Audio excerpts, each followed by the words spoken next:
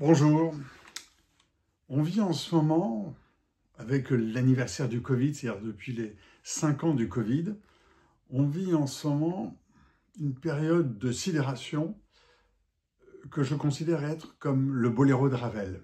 Vous savez, le boléro de Ravel, il y a juste une flûte qui démarre très légèrement, et petit à petit, dans 17 mouvements successifs, il y a quasiment un instrument de plus qui s'ajoute, enfin un instrument, dans un orchestre, il y a plusieurs instruments, et c'est de plus en plus fort. Or, ce que nous vivons depuis la Covid, c'est ça.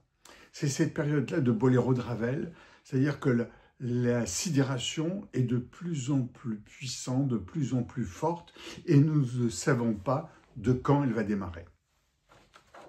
Le Covid, c'est quelque chose de complètement dingue. La Covid, c'est 2 milliards, 3 milliards de terriens sur 8 milliards qui sont confinés à peu près au mois de mars-avril. C'est quelque chose quand même d'incroyable.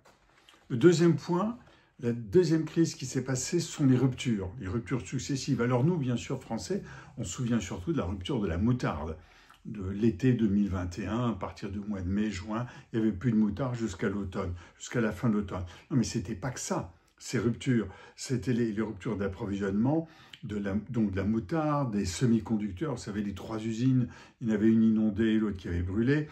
Les médicaments, on a découvert que les principes actifs n'étaient plus là. Le matériel médical. Les armes, on a découvert, on vient de comprendre maintenant qu'on n'avait plus la fabrication de la poudre qui va dans les munitions, etc.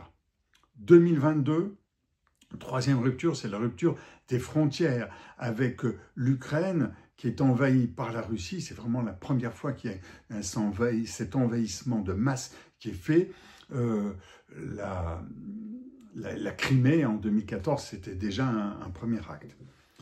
Fin 2021, ça a commencé l'inflation très forte qui est montée jusqu'à 22% en alimentaire et qui est redescendue aujourd'hui à 0,8% en France, donc fin 21, 22, 23.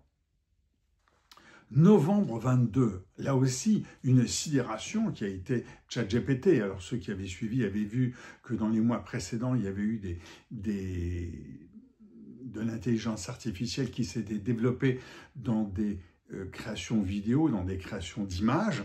Mais là, ChatGPT, je crois que ça a été 100 millions d'abonnés en 1 ou 2 mois, quelque chose qui ne s'était jamais vu. Et puis, autre rupture technologique qui a eu lieu, autre sidération, ça a été janvier 2025, je ne parle pas de 23-24 où les investissements étaient colossaux, janvier 2025, DeepSeek, quelqu'un qui dit, un Chinois qui dit « moi je fais 10 fois moins cher que ChatGPT, Perplexity, etc. » Alors nous, ça nous fait sourire parce qu'on est du côté de ChatGPT, mais souvenez-vous, quand Elon Musk en 2006 a dit « dans 10 ans, Ariane Espace, dans 10 ans, vous êtes mort ». Il s'est trompé d'un an, ça a été 11 ans.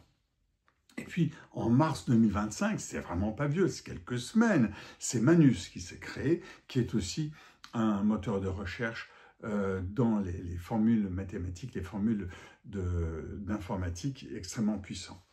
Ça, c'était... J'en suis maintenant à la 6e sidération, juin 2024, la dissolution de l'Assemblée nationale. Mais il n'y a pas que ça. Nous, on est là tous les 3-4 mois à changer de Premier ministre.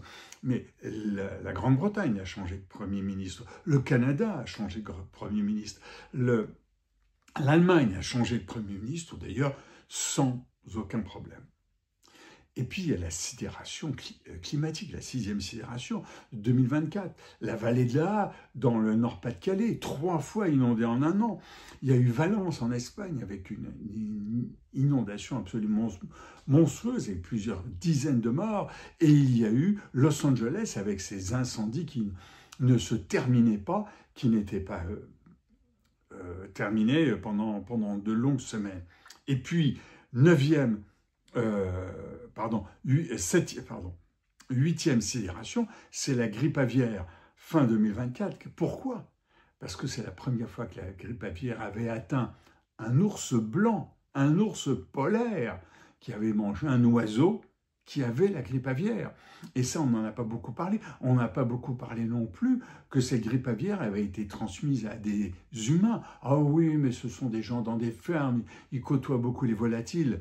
Sauf qu'on se rencontre aujourd'hui, février-mars 2025, que la boîte d'œufs de 12 œufs aux États-Unis est passée à plus de 10 $. 10 $, la protéine la moins chère pour 12 œufs.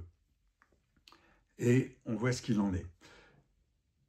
Le 9e point, c'est la sidération assurantielle. À Los Angeles, il y a des contrats d'assurance qui étaient arrêtés avant les incendies.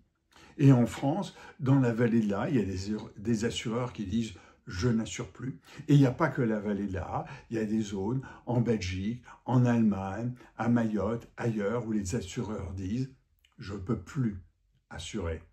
Il y a trop de risques là où vous êtes. Et là, c'est une réflexion profonde sur l'installation de maisons, l'installation d'usines, de bureaux dans des zones qui sont dangereuses par le vent, par la pluie, par la sécheresse, l'alternance de pluie et de sécheresse. Et puis, 10e sidération, c'est Trump. Lorsqu'il arrive en janvier 2025 à la Maison-Blanche, c'est tous les jours des nouveaux décrets acceptés ou pas acceptés qui changent des choses multiples comme la presse, comme les taxes à l'importation, comme les droits des femmes, comme énormément de choses. Et c'est un bouleversement extrêmement profond dans le monde avec cette division du monde qui n'est plus le Sud global contre l'Occident, mais qui est les pays, les peuples, plutôt les gens qui sont conservateurs, qui ont besoin de racines par rapport à des gens qui le sont beaucoup moins et qui acceptent l'innovation et la mondialisation. Je vous laisse réfléchir à ce boléro de Ravel, boléro des sidérations qui ont démarré en 2005, il n'y a que 5 ans. Je repars en plongée. À bientôt.